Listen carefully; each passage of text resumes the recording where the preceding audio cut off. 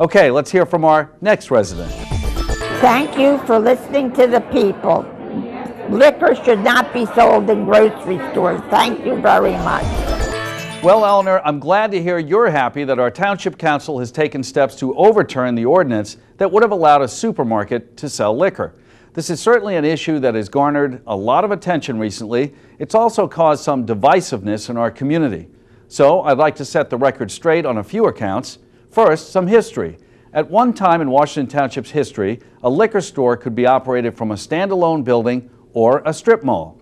A while back, that was changed so that only a standalone building could house a liquor store. Recently, the township decided to place out for bid one of our remaining liquor distribution licenses. Town council reasoned, and I agreed, that it didn't seem reasonable to prevent someone from operating a liquor store in a strip mall. There's just no reasonable explanation for that. And in fact, we already have one liquor store, Selena Liquors, that operates from a small strip mall.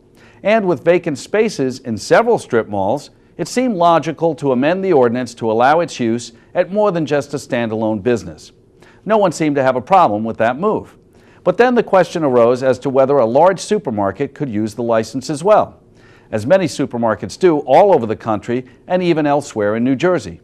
So council decided that if a grocery store had over 35,000 square feet of space, was willing to section off a separate area with a separate entrance and exit, and willing to have a separate checkout counter just for liquor, then it would be appropriate for the sale of liquor. Well, that's when the controversy started. One liquor store owner, who understandably did not want more competition, promoted a petition drive to stop the ordinance and asked his customers to help out.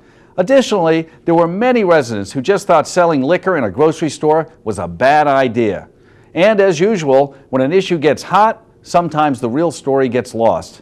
Many residents were unclear on the issue and thought that all grocery stores would suddenly be selling liquor. And some people thought convenience stores like Wawa and 7-Eleven would be able to sell liquor too.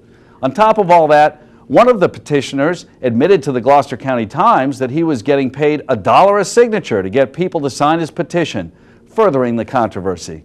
But remember, this was all about one liquor distribution license being put out to bid to bring in revenue for our town. The ultimate purchaser would not have necessarily been a grocery store at all. It could have been someone who owned a standalone building or intended to use it in a strip mall. That's it. But in the end, council decided that the confusion, concern, and divisiveness caused by this ordinance was not a good thing for our town. And so, at June's council meeting, Councilwoman Michelle Martin called for repeal of the ordinance, and she was supported by all of town council. So, that should put the issue to bed, and I hope this clarifies the history, the intent, and the demise of liquor sales in supermarkets in our town. Next question. Even though Elwood is the world's ugliest dog, he still likes hanging out with his friends and having playtime, so he wants to know when the new Washington Township Dog Park is going to be ready. Well, Karen, I understand that you and your dog Elwood have attained quite a bit of notoriety since Elwood was named ugliest dog in the world. I can't think of a more fitting celebrity to christen our new off-leash dog park than Elwood, but he's going to have to wait a little while. Town Council recently authorized going to bid on an off-leash dog park to be located in Washington Lake Park.